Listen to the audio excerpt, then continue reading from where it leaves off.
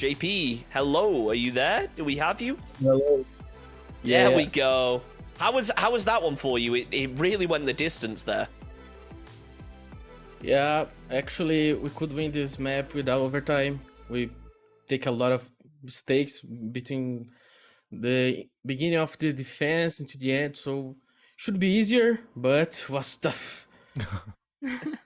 It definitely looked it, but in the end, you managed to close up. Now, it felt like going into this game, you guys wanted to play a little bit slow. It came down to Black Dragons having these big 1v3, 1v4, even an ace at one point. How did you guys adjust your playstyle to avoid that happening anymore?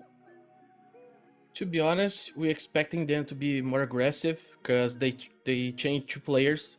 The two players that entered the team were very more aggressive than Yona and Yuxord.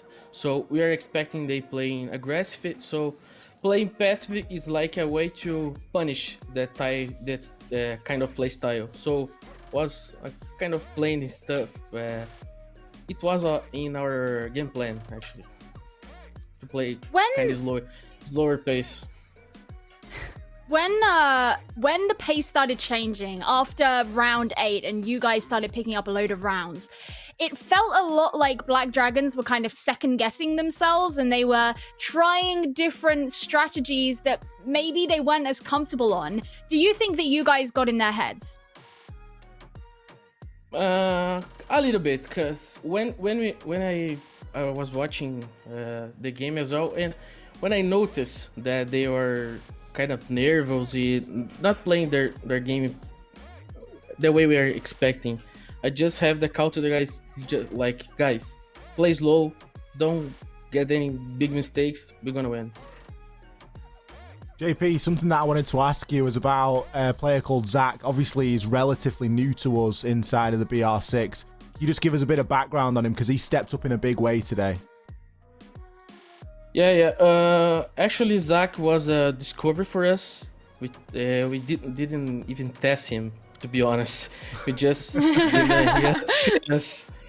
We need a change in the team. It was clear for us.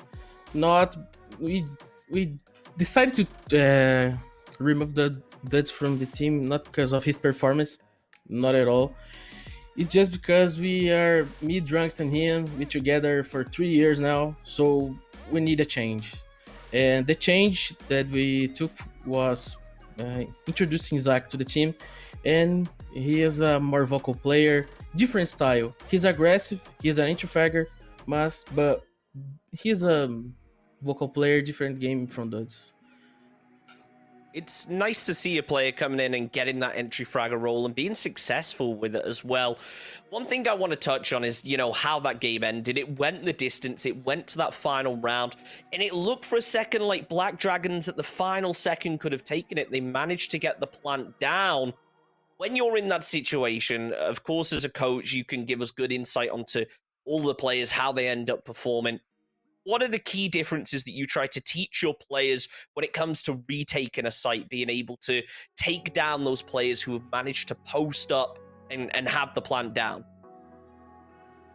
Actually, the last br6, we are the team who has the most retakes for the tournament, and it's more like when you're in that kind of situation, make your mind clear, hear the game, and communicate the basics. It's not more than like this.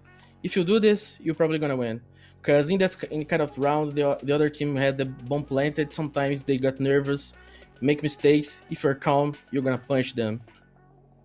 Stay calm. I like that. I think it's a lesson that everyone can learn, even if it's going and playing Siege at home. When you're in those high-pressure scenarios, stay calm, chill out. JP, thank you so much for joining us, man. It was a pleasure getting your insight onto the game. Thank you, guys. Goodbye. See you later. But